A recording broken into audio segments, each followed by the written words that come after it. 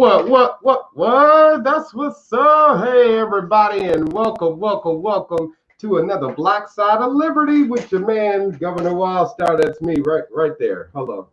Am I almost there? Okay, there we go. I appreciate each and every one of you for jumping in for this very special episode with my guest, Starchild, who I'll be introducing to you all shortly. But first, I got a few announcements. You know, I got to run it down. First and foremost, I appreciate any and all of you out there that made a donation to what I'm doing here, because I'm going to be able to keep this going and keep more guests coming on for the next few months to come. So I appreciate all of you for sending in whatever contribution that you have, because every little bit helps. And if you need the information, please go over to my website, governorwildstar.com. Click donate. You're welcome to please send me whatever you can. You know, every little bit helps. It definitely keeps the lights on around here. And hopefully we can get some more projects going, which is another thing that I would like to make an announcement about, because I need a video editor. So if you have any video editing skills, I lost my man Marcus Liberty. He moved back to Texas. So if you're out here in Fresno and can help me here physically, then of course, please definitely head over to the website, email me, inbox me, DM me, call me. My number's on the website also. So give me a call, because I certainly need the help right now. Even if you somewhere else in the country or world or whatever the case, please, if you can help me out with this video editing project and can sign on to complete that as soon as possible, definitely contact me as soon as you can. All right. Another announcement is Liberty Fest. Yeah, Liberty Fest is coming to California this Saturday, May 23rd. So please head up to Sacramento Capital for Liberty Fest. It's going to be a rally where we're going to be tailgating and music and, of course, protesting this whole coronavirus lockdown. So we're going to be letting the governor of California know how we do not like it. We the people are going to stand together united. So please head over to wehaverights.com, check that out, or libertyfestca.com, and be sure to get all of the information on how you can get involved, because it's not only going to be in the Capitol on Saturday, but it's going to be all throughout the state. So please definitely get involved if you want to protest against this whole coronavirus lockdown. I know a lot of y'all okay with it, and that's fine. You should stay home. But I and we the people who are against it, we also have the freedom to go outside and live our lives like we did before all of this happened. So I've been doing my best to kind of stay as involved as possible, keep these videos out here going, and keep all of you out there informed. So again, head over to my website, governorwildstar.com. And and of course, all of you people out there, if you're watching, you want to make a comment, do like my man Mason here did. Mason Grinnell says, liberate the Constitution. I'm with you on that. That's exactly what we need to do. Liberate the Constitution so we the people can live free as the nation's founders intended. So without no further ado, I want to introduce to you Mr. Starchild. Starchild, you there? Hey. Starchild. What's up, Starchild? How are you? Right on. Good to be here. Thank you so much for being here. And if you guys are out here watching like Mason, drop a comment. I'll put it up during the broadcast. Mason says hello to you, Starchild, and so do I. Welcome to Black Side of Liberty. Right on. All right, cool. And just so you know, I got your information down here. Twitter at Starchild SF. Is that right? At Starchild SF on Twitter. Fantastic. And if people want a deeper dive, discuss.com. It's disqus.com/by/Starchild. That's I do a lot of online posting. Let me add that. That's what again? DISQUS. /BY/Starchild. B like boy, Y? Yes. Starchild. All right, let's see. How about that? Is that it? Looks right. Perfect. All right. So there's Starchild information, you guys.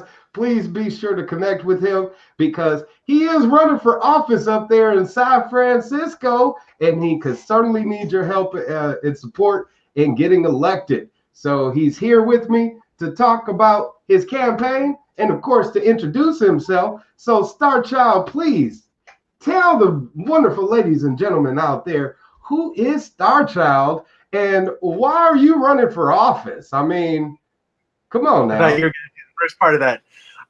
Well, I'm running for office basically just as part of my activism. It's a soapbox, and I do not expect to win, and I don't have a problem with telling people that. I think it's actually good to be honest with people, and people shouldn't vote on the basis of thinking, oh, this person's likely to get elected, because the truth is that your vote, it's like casting participating in an opinion poll, right? Any significant sized election, mathematically speaking, you're not going to change the outcome. Your one vote is not going to make the difference between who gets elected and who doesn't. If it ends up being that close, they're going to recount anyway, in all likelihood. So all you're doing is you're expressing a preference, and that's important. You're adding to somebody's total, and the totals make a difference, because if you exceed expectations, then that's a win in itself, whether you get elected or not.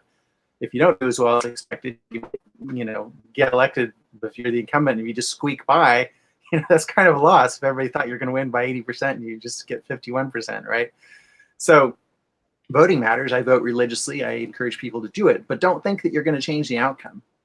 And I also say to candidates, don't give people unrealistic expectations that you're going to get elected, including yourself, because then if it doesn't happen, people are likely to burn out, including yourself, get disappointed and go away. And I'm in this for the long haul. I've been an activist for decades now, and running for office as a soapbox gives you more reason to get out there and have people listen to you and do interviews like this one, right?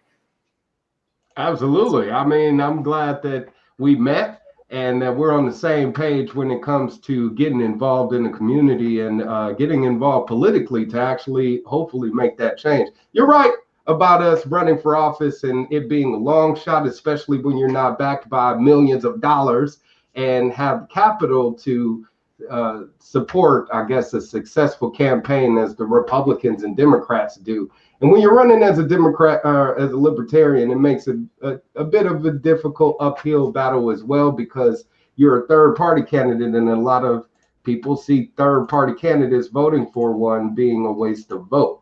So it is definitely a long shot when it comes to getting elected as a libertarian. So with you running for office, the only waste to vote is to vote for a candidate that you can't believe in. Because again, you're not choosing the winner. You're not changing the outcome.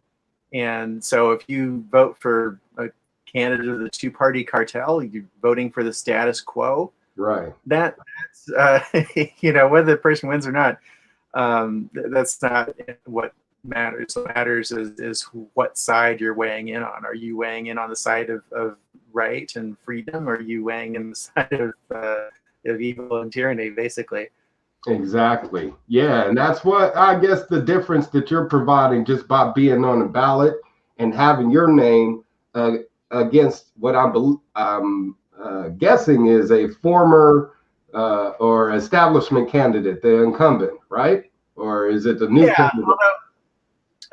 He's been in there for a few years. His name's David Chu. He's pretty unremarkable as politicians go. He doesn't do anything super radical to either push things in a positive direction or a negative direction. He's kind of a career politician. He was on the board of supervisors, before he got into the state assembly. And I'm not really running against him. I don't have any huge issues with David Chu. He's no better and no worse than most of them. It's like I said, this is a soapbox, and really I'm running against the establishment. I'm running against the status quo of a system that denies people their right to life, Right. liberty, and happiness.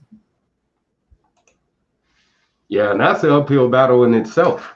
I mean, because you're trying to topple a regime that's been around pretty much what we perceive as the beginning of time, all of our lifetime. And as long as we can remember, and a lot of people in the older generation. So you're pretty much restarting the clock, hitting the reset button on a system that's been around for a long time. So It's a struggle that's been going on for thousands of years. That's what I tell people. This is struggle for freedom. It's as old as human history. Yeah, absolutely. And so when it comes to you running for office, a lot of people, of course, when it comes to your district, want to know what is it that you would be able to do, because we hear about the problems that happen there in San Francisco, people shooting up on the streets, people defecating on the streets, the rent is too damn high, especially there in San Francisco. So, what would you be able to do to help the people if you were to get elected? If I was to be able to get elected, well, first of all, again, realistically, I'm not going to get elected. That's not the reason to vote for me. But as an activist out there on Soapbox, I can certainly help change the dialogue and encourage and give some hope to San Franciscans who want to hear some different ideas, who want to hear people standing down in the status quo. If by some miracle I were to get elected, it would be huge news. For an alternative party candidate to get elected to the state assembly. It's never happened in California for a libertarian. Nobody expects me to win or expects somebody like me to win. They're just it's the incumbents. That's why the media doesn't pay too much attention. I usually go for the nonpartisan races. The first time I ran for office way back in 2001 was for state assembly, but since then I've run twice for school board and twice for district supervisors and county supervisor, basically like city council. Most cities, but San Francisco is a city and a county, so they're supervisors.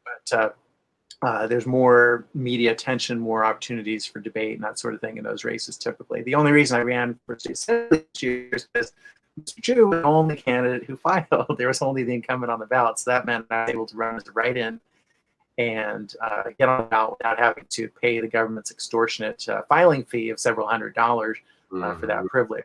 Yeah, I hate feeding the system unless I know I'm going to get more bang for the buck out of paying them in terms of advancing liberty than I'm costing the cause by giving them that money instead of paying towards some better use.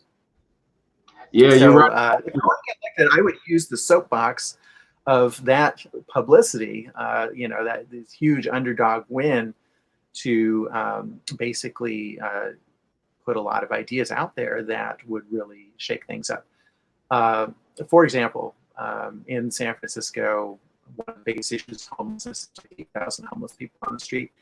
There's a $12.5 billion city budget, which is more than a lot of states have to spend. This is for cities only 49 square miles, right? And they spend hundreds of millions of dollars of that budget every year on programs and services to supposedly help the homeless. Well, I did a calculation, and you could build every homeless person in San Francisco a tiny home at a cost. There's actually a guy who ran for mayor back in 2003 who was a building contractor who did this.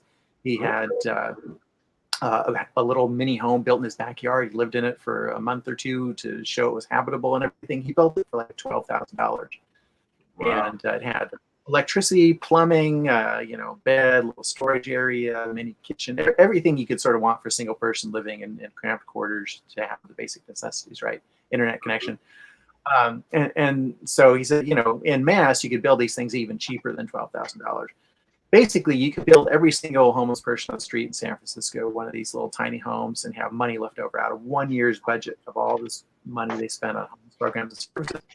So I would say, let's do that. I would also, I would voluntarily cut my salary to the median income and challenge other government officials to do the same.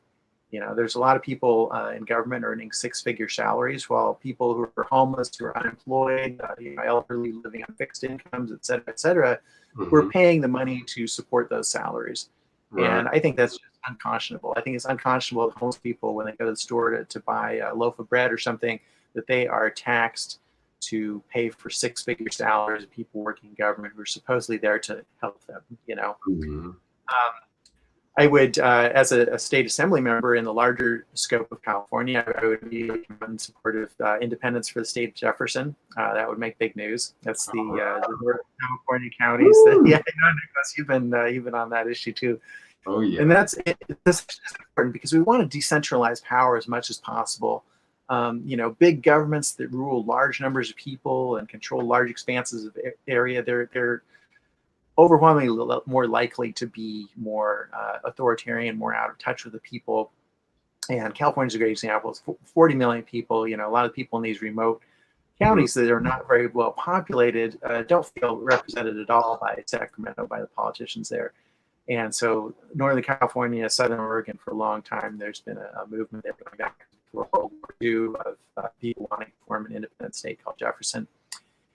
And like all secessionist movements, even if their motives were bad, I mean, I wouldn't care, frankly, if it was a bunch of white supremacists or whatever, which they're not. But if it was something odious like that, they still, let them be independent. Why would you want to be in an association with people like that if they're so bad?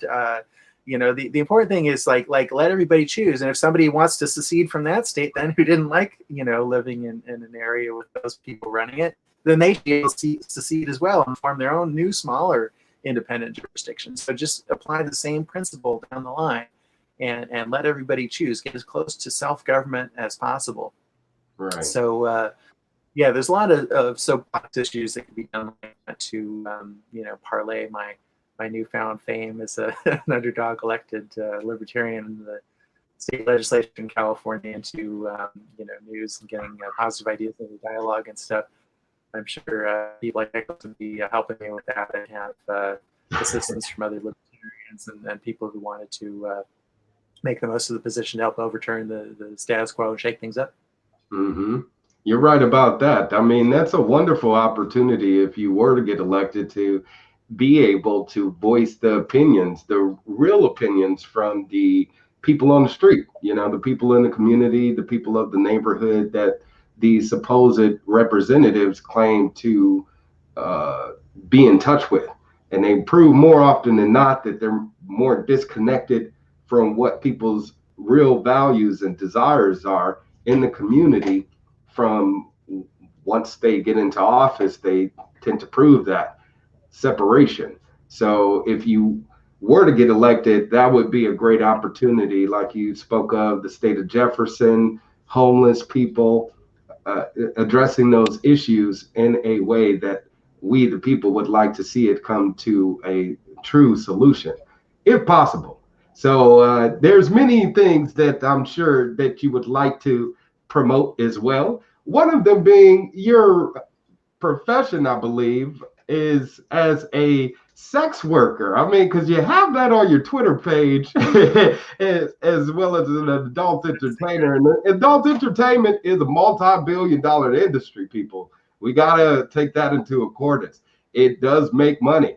And there are adults that choose to take on that profession. It's not always they're forced into it like a lot of people perceive.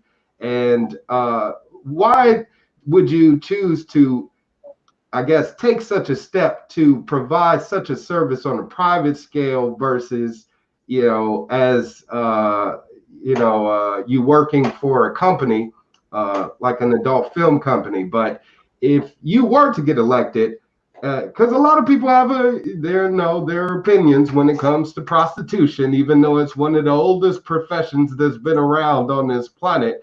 But if you were to get elected, what would you do to help legalize prostitution, and why should it be legalized? What would be the benefits of it? Would it be a benefit at all? Well, first, we activists who are working for what I call sex work rights, as opposed to sex worker rights, because our clients and support personnel and other people are also being criminalized along with sex workers themselves.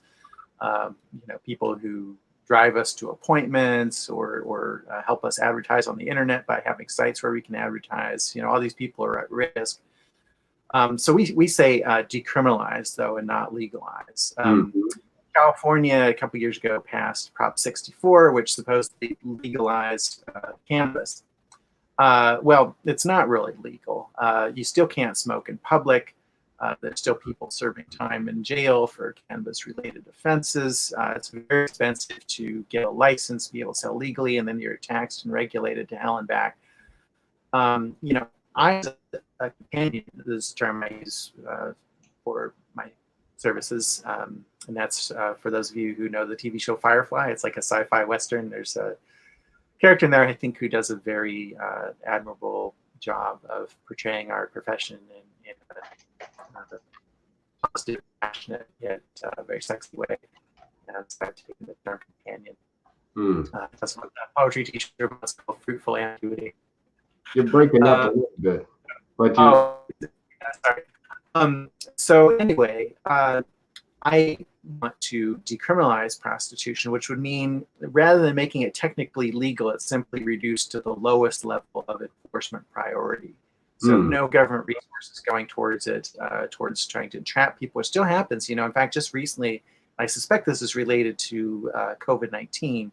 I've been getting a lot of contacts from people that I'm pretty sure are police officers working undercover, lying to me, trying to get me to say something incriminating so they can set me up and have me come to where they are and arrest me. Yeah. Wow.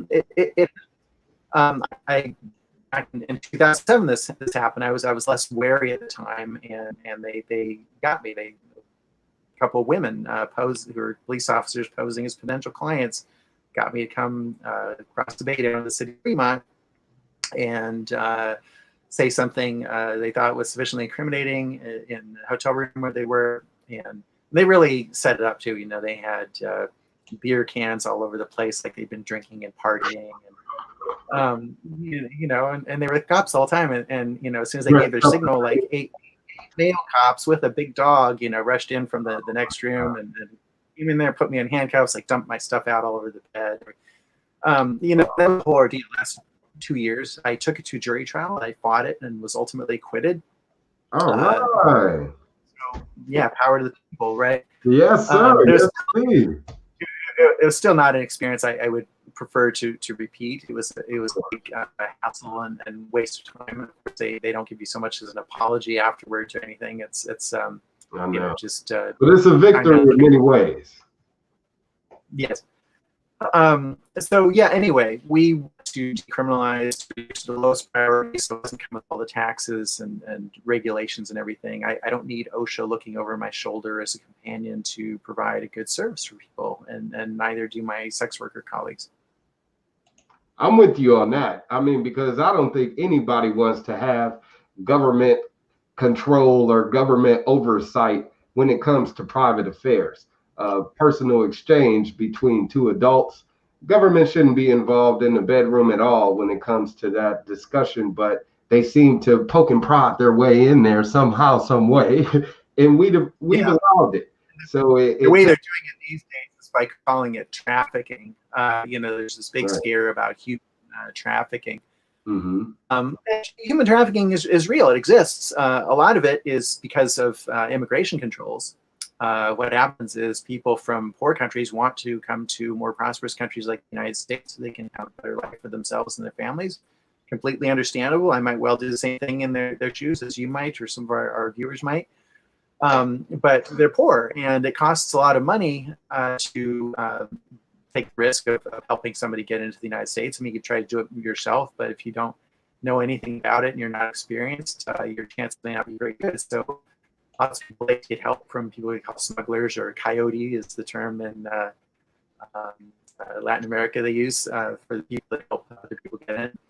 But those people charge a lot of money. They're taking huge risks. You know, if they get caught, you know, they're going to face jail time and everything. So what the deal often is the coyotes will help people get in, and then after they arrive, they will work in jobs in the United States to earn the money to pay back their smugglers.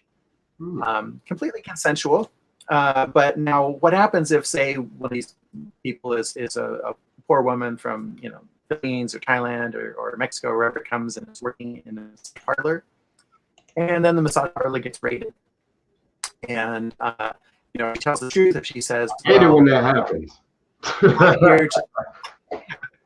Because I'm here eventually working as a prostitute.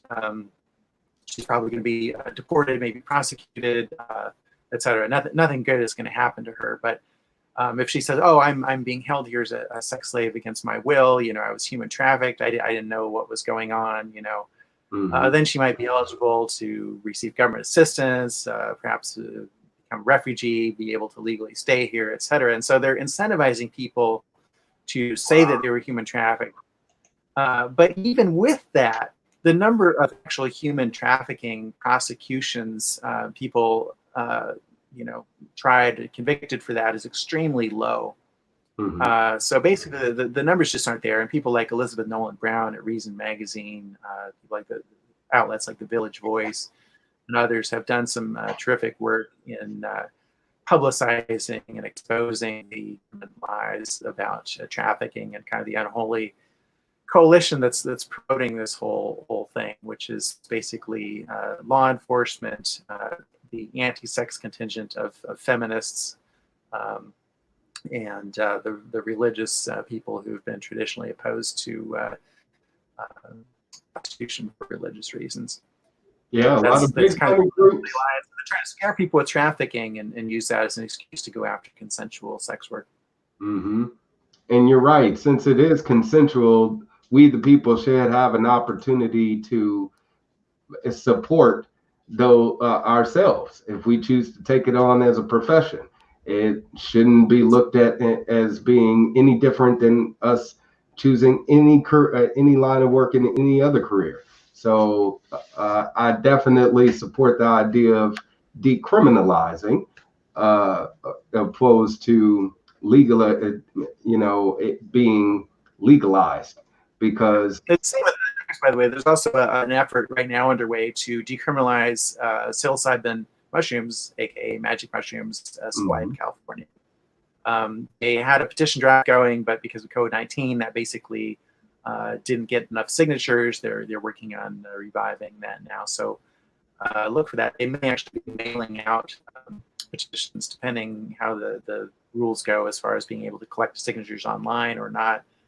That's a little bit up in the air as I understand it, but decrimca.org, I believe, is the website. But if you look up, California decriminalized mushrooms, you'll find it. That would be pretty cool. I mean, we need to be decriminalizing all drugs like Portugal. Check that out, you guys. They've decriminalized all drugs since 2001. And things have not been as bad as people would think it would be, with all drugs being legal, so to speak. But you're right. When it comes to decriminalizing, I think the usage rates have actually gone down or stayed about flat. If I remember correctly. Exactly.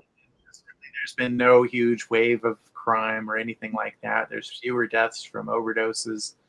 All the things that reformers have been saying for years, and we've seen that when they, even though the situation with cannabis hasn't been perfect from a libertarian freedom standpoint.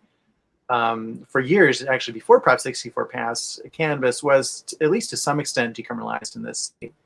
Going back to 1996, Dennis Crone, who's actually my neighbor in San Francisco, he's passed away now, but he led this fight to allow for medical usage. And the original medical cannabis Proposition 215, passed in 1996, was a model piece of legislation. It was very short. Basically just said people, have the right to grow or use their own for medical purposes, no limits, no regulatory controls, none of that. And so that was the law for years. And in some ways, that situation was better than what we have now for cannabis, sadly. Yeah, I mean, when it comes to what's that? Oh, I said, and this guy did not follow him. There weren't tons of people running wild in the street.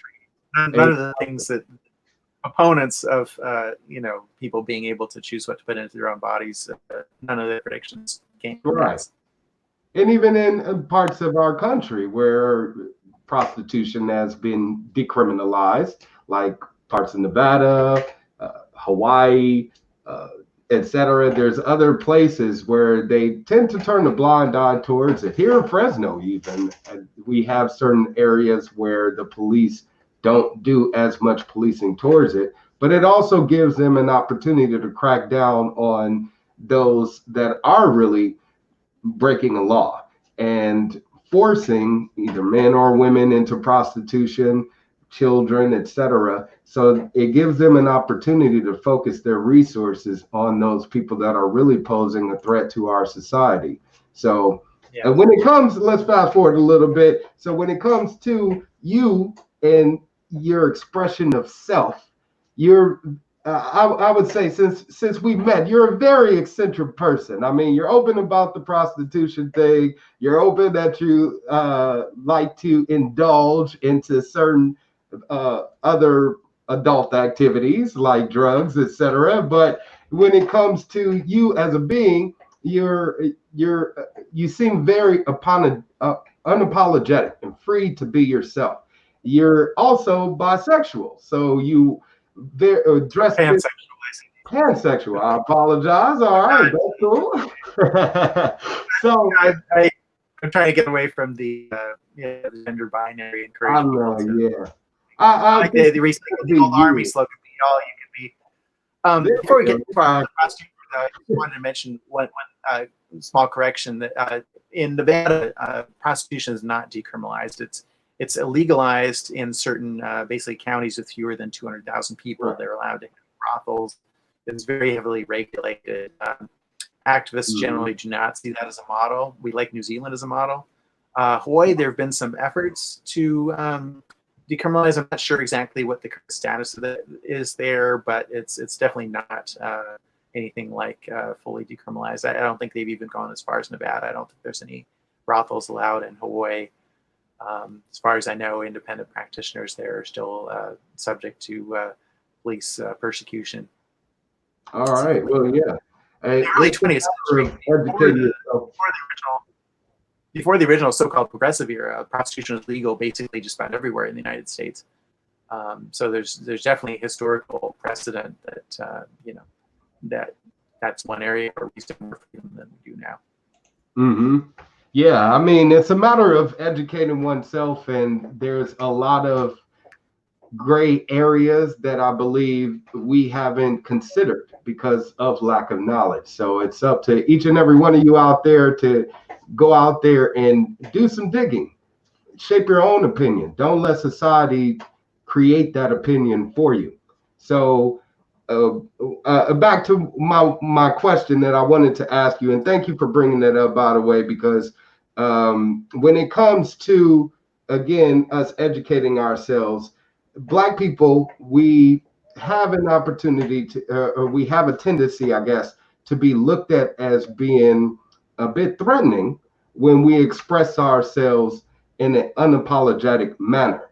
So I would like to ask you, since you have this very, again, open definition of self and idea of libertarianism and people being free to express themselves, why do you think it is that Black people have are perceived as being a threat when they are unapologetic in being themselves, and why can't Black people be unapologetic?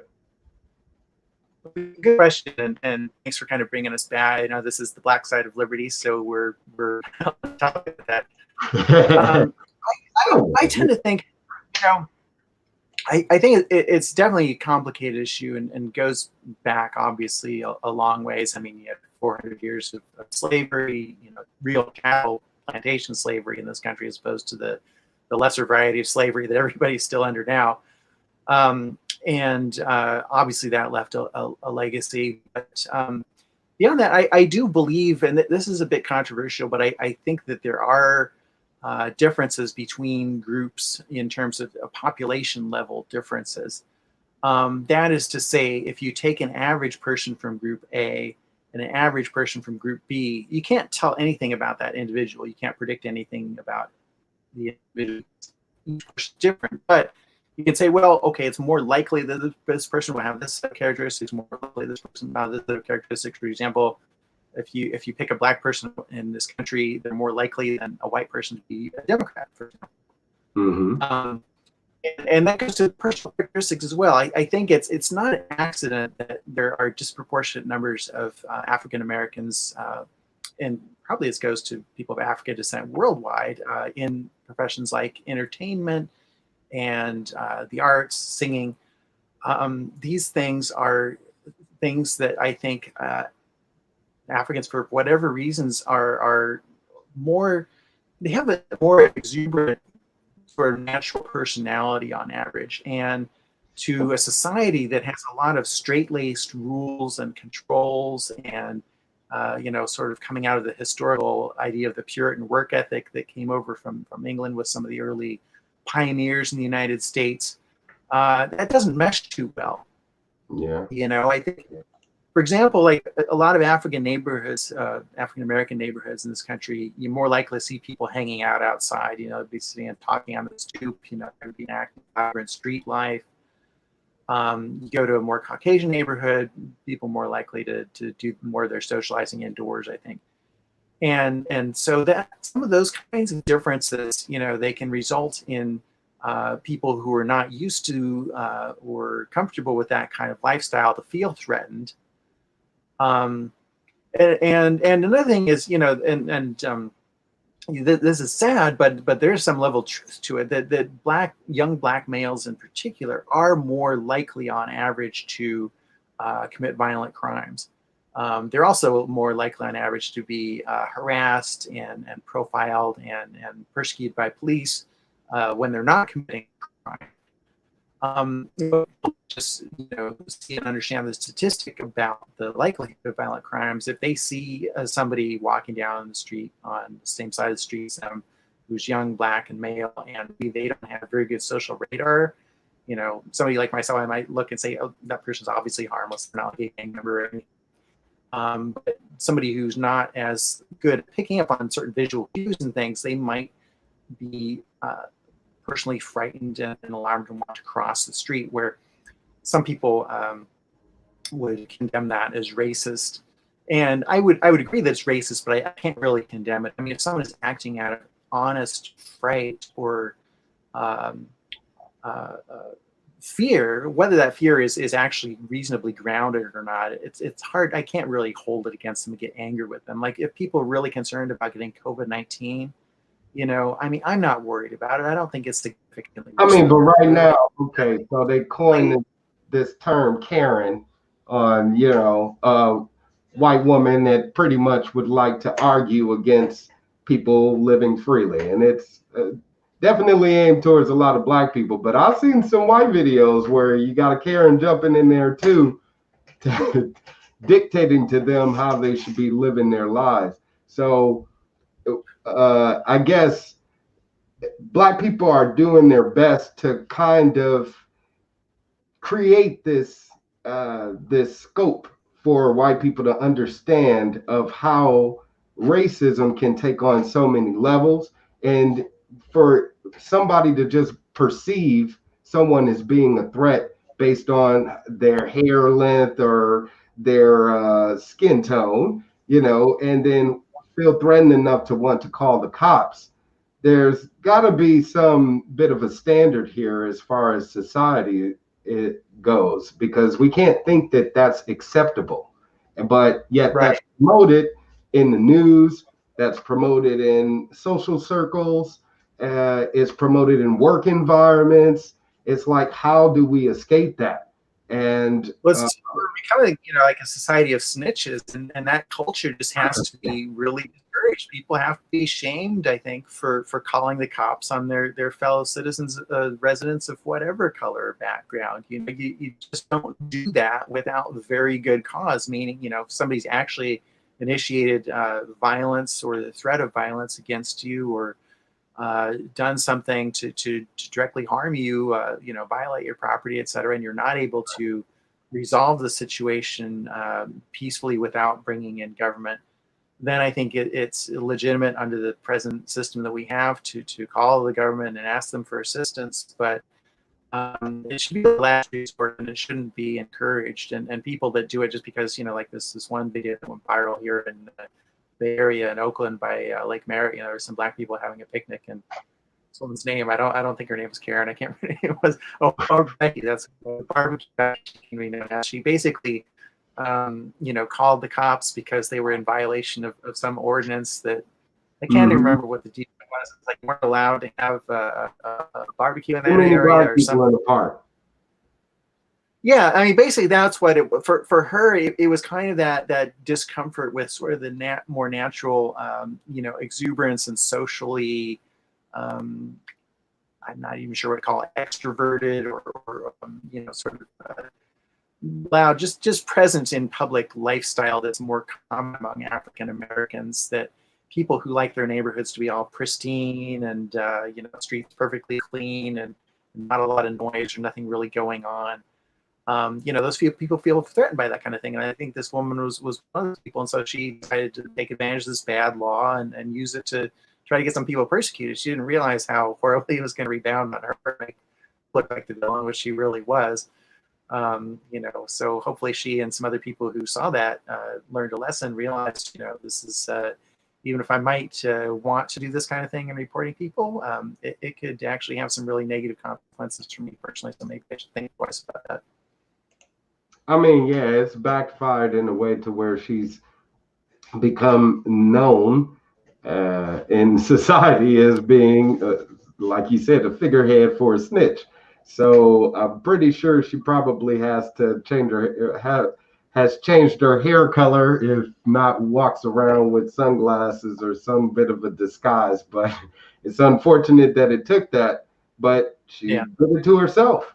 So I guess when it comes to us taking a stand against it as a community, it is up to leaders, those elected leaders, to, I guess, put their foot down on enforcement of it, especially law officials. So someone such as yourself, if you were to get elected, you'd be given that opportunity to make a stand against it were it to happen while you were in office.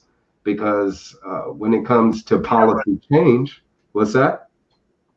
Oh, I was just going to say, what I think I'd like to do if I were to get into office or somehow otherwise achieve a certain level of celebrity or public visibility, I think a great thing for somebody in a position like that to do would be to sort of do the opposite, to go around and find these situations where people are breaking bad laws and actually thank them for doing it, congratulate them, in fact, and encourage them, and maybe somebody there with a video camera just documenting, hey, these people aren't really harming anything.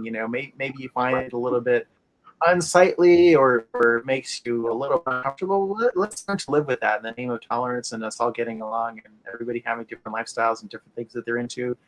I mean, some people, I do downhill skiing, and some people probably find that unacceptably dangerous. They'd like to force everybody who does downhill skiing to wear a helmet, or only go down runs of a certain steepness. Or I don't know. I mean, I can think of a million possible, regulations or controls on that. Where we're despoiling natural mountainsides by stripping these ski runs of trees, and that shouldn't be allowed. And one thing or another.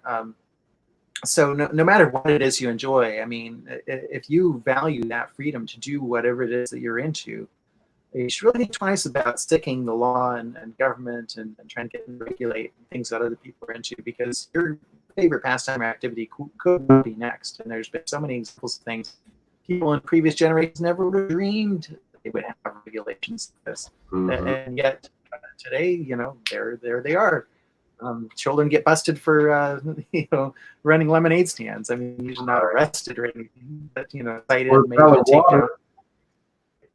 Yeah. There's a million different controls.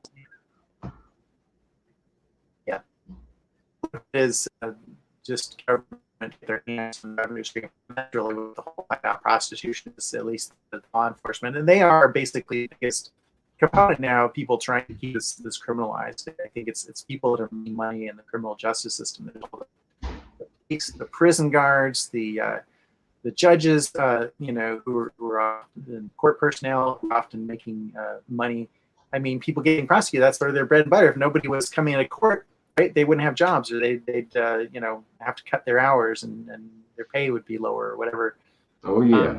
One of our local activists in San Francisco, speaking of judges, Mike Denny, a libertarian who ran for mayor before here, is trying to block some of these government bond measures from passing. And there's a site called BigBadBonds.com, I believe, that's talking about this effort in California, that a lot of local municipalities are violating the election rules in terms of the language they use and putting these things on the ballot. They're using biased wording, or they're using more words than they're allowed, or they're more of the measures.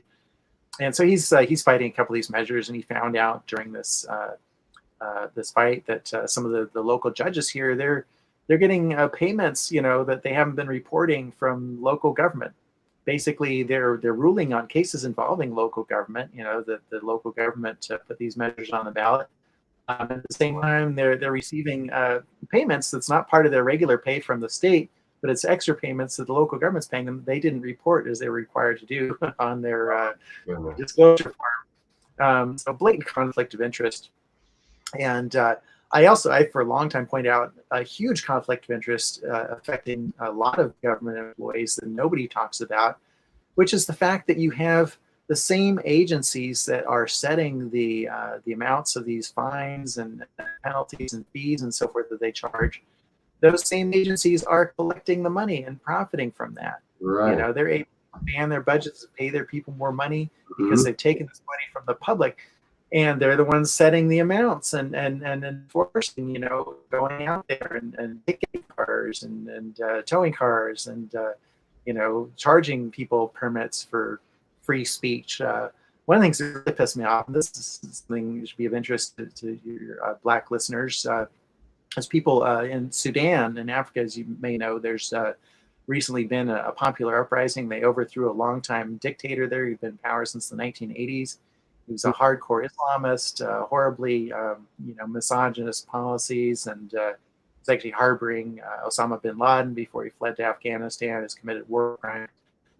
And they managed to get rid of this guy. But back in June of last year, when some of these protests were going on, the Sudanese expatriate community in the area had a big rally in San Francisco. They got a sound stage and microphone and speakers, and I was actually able to go there and speak and talk a little bit about the Libertarian Party and how we support freedom for everyone everywhere. But anyway, and then we marched from City Hall to Union Square and back. And I found out from one of the organizers that the city government charged them $2,300 for a permit to do this.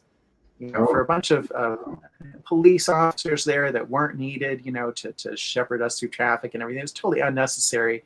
And here, $2,300. This is, again, a city that has a $12.5 billion budget, nickel and diming people from a poor African country, people who don't have a lot of money. This woman was telling me actually that some of the money that they get in donations at these events, that it was used to pay the Sudanese regime to let their people out of jail, because the regime would demand, they wouldn't release prisoners in some cases unless the families paid them money. The most horrible kind of extortion. And here these people are being charged thousands of dollars to exercise their free speech rights, which should be automatically guaranteed for free under the First Amendment of this country. So just absolutely outrageous. I'm still actually trying to encourage these people. I want to get a group of them together to go down to City Hall and try to demand that money back, because I think if a group of us showed up and said, we're going to go to the press unless you refund this fee, I think we can get them their money back. Absolutely. And I hope that you'll be able to bring up more attention, bring more attention to it once you win, because, you are on the ballot in November, which is a wonderful opportunity, because your name and the other guy's name, with California being the top 2 state, it gives we the people an opportunity to take our government back into our hands, especially when we have a true representative of the community actually get on the ballot, such as yourself. So I hope that people take the opportunity to find out more about you and what it is that you would like to do for the people in San Francisco, what you can do for the community, and what you can do for we the people of California overall, because we could definitely benefit from your leadership in many ways. So before I go, what's that? Oh, I said thank you, Nicholas. Just a quick word about the top two system you mentioned, since viewers may not be familiar with that. It's actually a very bad thing that they have in the state. Basically, it says that in the primary election, which is usually March or June, only the two candidates for a given office who get the most votes will get to go on to the general election. Before that, it used to be, and still is in most states, that the top vote getter of every party goes on to the general election, because the general election is when more people are paying attention. So if you say only the top two get to go on, then basically what you're saying is all the alternative parties, other than the Republicans and Democrats, usually their candidates don't get to appear on the general election ballot because Mhm. the top two.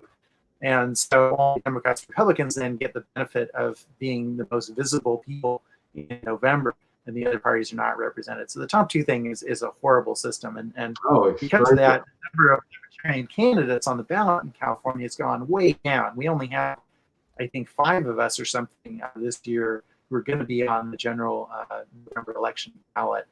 As I mentioned earlier, the only reason I'm going to be on is because the incumbent was the only one who filed in my race, so I was able to be that second person. Otherwise, I wouldn't be on the ballot in November.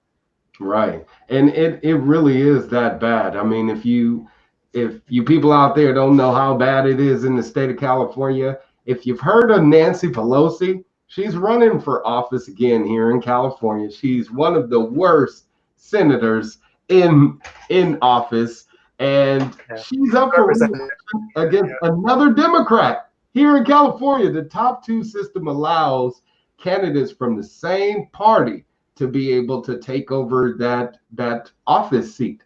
So we've had But the Democrat is not so bad, and it's going to be still a long shot. But with him running a populist campaign to her left, it's actually a slim chance that voters in San Francisco might throw out Pelosi. But this guy, Shahid Buttar, used to work for the Electronic Frontier Foundation. On civil liberties issues, he's very good. He's against police abuse. He's for decriminalization of drugs and prostitution, etc. We do a lot worse. He's certainly a lot better than Pelosi. So, in this case, having Democrats, could actually work out somewhat beneficially. But yeah, the system is screwed though, and it's unrepresentative and undemocratic, and all the money they charge to get on the ballot. Everybody in San Francisco seems to think I ran for mayor. I just had somebody telling me that on sfs.com the other day in the comments. He said, "Oh, he's a failed candidate for mayor. He's running friendly." No, actually, I've never run for mayor, and the reason I haven't, it costs over $5,000 just to get on the ballot. It's absolutely outrageous. I said thank you to the Democrats running SF for upholding democracy and protecting the rights of poor people. Sarcasm, right? Right. Exactly. Yeah. Thank you, Democratic governor of California, who is pretty much running the state into the ground, or pretty much just ruining the state in so many ways. Even now, churches are still closed. People of faith aren't able to go out there and worship God however they may choose to. And the governor has again clamped down with this whole coronavirus lockdown for an extended amount of time, pretty much indefinitely. He hasn't said so. He's allowing the counties to open up as they choose to, or as they see fit.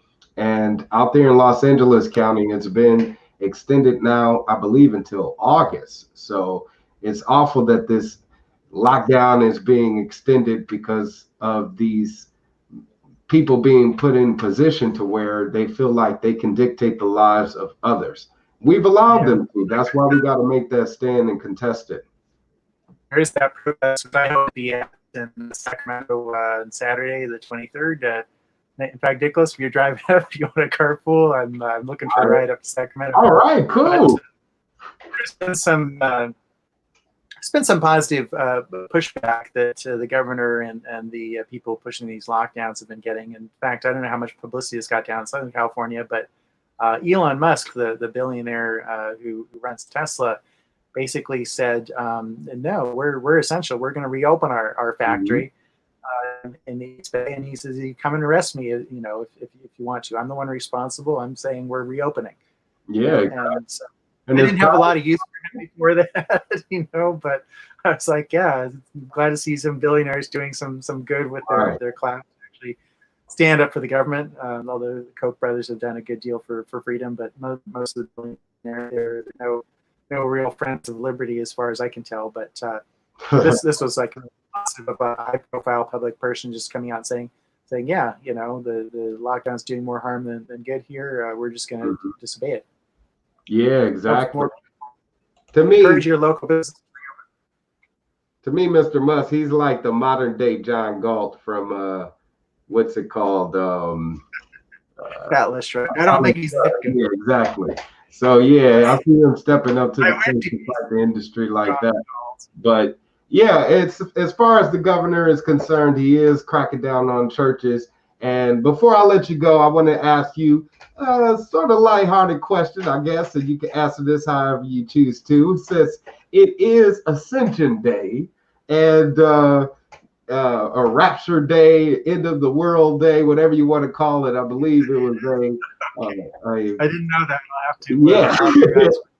I forgot the pastor's name, but way back in like the 70s or 80s or something, some white pastor came on TV and said, the world is going to end on this day. And it was May 21st, whatever that year was. So ever since then, you have Christians, evangelicals that claim this is the day that the world is going to end. And it's also called Ascension Day for recognition of the ascension of Christ, the Christ spirit and consciousness. So, well, if you know any of these people, please put them in touch with my campaign. I have a great way to help them part with their worldly possessions before they go. Definitely, especially right now. To get use in the few remaining hours we have left. Right, they're running for the hills right now more than ever. So, with that being said, I want to ask you a question. Since you and I have had a lot of discussions, existential discussions, very deep philosophical discussions about the spirit, I want to ask you this. Have you been to church in your lifetime? And if so, do you prefer the black church or the white church? When you say church, you mean just Christian denominations? I've actually checked out a number of different spiritual things from going to the Zen booths here in San Francisco and some of their talks and meditations to years ago when I was going to community college. I went and hung out with the Moonies, Reverend Sun Myung Moon's Unification Church, which is kind of cult-like, but they're basically nice people. It was none of it's been exactly my cup of tea. I'm more sort of religious observer than participant, but I tend to think, in terms of Christian services, the black churches are certainly more enjoyable. I mean, there's again, goes back to that vibrant community that we were talking about earlier, and people really getting into it. Praise the Lord, And it's more spirited. And some people, I think, sort of have the idea like, well, religion needs to be sort of somber and serious, and you go into all these European cathedrals and they're just designed to be spaces to make you feel kind of awestruck and intimidated, like the power and the glory of God, And, I see my profession as actually having a strong spiritual element. In some ways I feel like I channel positive sexual energy and feed it back to people, or my clients when they come to me with these desires. And so I think that church can be a little like that. It doesn't have to be somber. It can be joyous, and people just enjoying the process and the rituals of praising God, or coming together in community. And I'm not a believer. I have my own religious ideas we don't have time to go into, but I'm not attached to any organized religion. I find the idea that there's an anthropomorphic being up there in the sky deciding all of our fates, kind of on the level of Santa Claus and Easter Bunny. Personally, no offense to anybody who believes, but that's just how I see it. And but everybody should have the right to freely religious worship the beliefs of their choice and practice those without government interference. So So yeah, or, Exactly. culturally speaking, some of the churches are definitely can be an interesting thing to check out. You're right about that. And we definitely got to diversify ourselves, have all the different type of experiences that you can have. Go into a synagogue, go into a temple, a Buddhist temple, go into any type of house of God, even your own house, friends' houses. I love your house. That feels like a place with a lot of wonderful, heightened, energy of the Almighty in there, and tantric energy, definitely. But it definitely ascends. Yeah, I'm sorry we're set up here to do the What's that? do the interview in my space, but over at my mom's, because like I said, she has a newer computer with the camera here that works. But no, it's all good. I like the picture in the background, very serene, But yeah, I you. Have a little bit of a little nice scenery behind me. I guess you got the upside down American flag, which I approve. Oh yeah. All right, cool. Especially right now. We're feeling upside down as a country. Yeah. Yeah, but well, I apologize. What's that? I said I like the slogan "Don't we," meaning don't mean the we, like people we or our or us, meaning Americans, the United States, or the U.S. government. They say we're all human beings. Everybody has the same basic fundamental rights. And as I tell people that sometimes fall into this on the conservative side in particular, citizenship is just another big government program. Mm-hmm. Why would you want to turn over government the authority to say like who has rights and who doesn't? That's what they do with citizenship. They divide people on the basis of nationality. Say, oh, you're born in the wrong place. You have the wrong parents. So you're not this special magic thing we call citizen. And so we're gonna treat you different. We're not going to give you the benefits. We're going to still tax you. Even though the American Revolution slogan, one of the big slogans was no taxation without representation. But you come here today, you're undocumented. You have to pay taxes and you can't vote. No tax. Yeah. Being taxed without representation. Especially now, we let it happen all the time. We pretty much let them run up the national deficit and don't question it. We let them tax us for gas and education, even though now how many people are using that? You're getting taxed for vehicle registration and for fishing licenses and all sorts of things, and it's all for nothing. But it does take a matter of us standing up and protesting, coming together as a community, and hopefully using the electoral system to get better representatives into office. That way they can fight on our behalf while we're out there keeping this economy going by working whatever day-to-day job that we want to work, or career, or etc. However we choose to provide. There's lots of ways to be an activist too. You don't have to run for office. Like I tell people all the time, okay, maybe you're working full time, you're in school full time, whatever. There's still little things you can do. Carry pro-freedom libertarian literature around with you, some stickers. See a bulletin board at work or at school, or an ugly public space somewhere that needs some art, and you put up a sticker, you put up a flare. There's all kinds of this parking meters out there could use stickers, and they're little tax collectors that are wrongfully taking your money. Right. You're right about that. Decoration, and there's lots of opportunities to be an activist, even just talking to people about these ideas.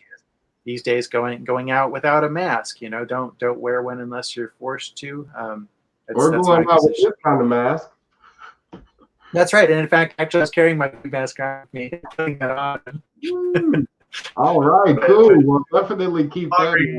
The security guard called me a fucking idiot. Oh, that's okay. Yeah, you definitely want to wear it anywhere and everywhere that you go, and let people know that the revolution is alive and well. And it's certainly alive and well with you, Starchild. I appreciate you for being televised, right? Oh yeah, it's being televised right now. We're bringing it right to you, people out there, all you beings of light, art, culture, and knowledge. That is definitely my man, Starchild. and all of you out there that have been watching. What's that? Fight the power that be. So Yeah. fight the power. Yeah, we still got to do our remix together. So, hey, I would love to work with you. I got some new lyrics and stuff too. So yeah. all right, cool. Let's do it. We'll talk more when we see each other in Sacramento at Liberty Fest again this weekend, you guys. Saturday at the state capitol, May 23rd. And again, these protests are going to be. Was that? I always on the website we have rights.com. People can check out the details, and they get some stuff on there you can kind of disregard, wearing American flag clothing and not carrying wooden signs. I'm not too concerned about following all those strictures. It's conservatives that put this thing together, but at least they're out there standing up. That's the important thing, and resisting the unconstitutional anti-freedom lockdowns that they're totally unnecessary. And one a good source, by the way, info COVID-19 I found is a guy called James Corbett, Corbett. He runs the website CorbettReport.com. Oh yeah, CorbettReport.com. Got a lot of good information and analysis about the COVID-19 situation. That's we're checking out and spreading. Yeah, I definitely like that website. So you guys check out the Corbett website, as well as check out Starchild right here on Twitter and Discus if you want to learn more about him, as well as keep in touch with him and get involved with this campaign, because I'm pretty sure he could use the support. And it's all hands on deck on this revolution. So I don't even have a website right now for the campaign. Please, before somebody hit him up, you guys, and get him up a website. He certainly could use the help, because I know y'all sitting around. You ain't got nothing to do. You got web skills. And if you don't have an essential job and you would like to get involved in this revolution, this is how. So please check them out again on discus.com/buy/Starchild, or on Twitter as Starchild SF, like San Francisco. All right. So Starchild, I'm gonna let you go. We kind of held our guest's attention, probably too long, but hopefully the conversation was intriguing enough to bring them to this point where I would like to send much love to you, much gratitude to any and all of you out there that are watching. Please receive all of the love and harmony that the Almighty is sending to you, because I'm doing my best to channel that energy, and you need to also. All right. Please keep doing what you're doing, Starchild. We the people appreciate it, and we love you very much, brother. Yeah. Right on. Okay. All right. Thank you. Until next time. Oh, let's see. Here we go. And to all of you out there, thank you so much for watching. Please tune in into the next Black Side of Liberty. I'm going to have Libertarian presidential candidate Serene Adelaide. I'm going to get that right before she comes on. All right. Serene Adelaide. Yeah, she'll be here next week, Tuesday. So please be sure to jump in on the conversation next week, Tuesday. Libertarian presidential candidate Serene Adelaide. And thank you, Mary Jane Thompson, who says, glad to see I'm wearing my mask for show. I like your hat too, Taxation is Steph, David. And thank you, Canadian Clay, Mr. Taxation is Steph himself, Daniel Berman, for jumping in the room, keep fighting the good fight. Mason Grinnell, all of you guys for watching and for all of the comments during the broadcast. So thank you so much for being here on the Black Side of Liberty with Governor Wildstar. I appreciate you guys for tuning in. And again, jump in next week, Tuesday, 3 o'clock to, get in on the next conversation. Let's do this, all right? So until next time, you guys, may the light of God and liberty shine on each and every one of you. Peace.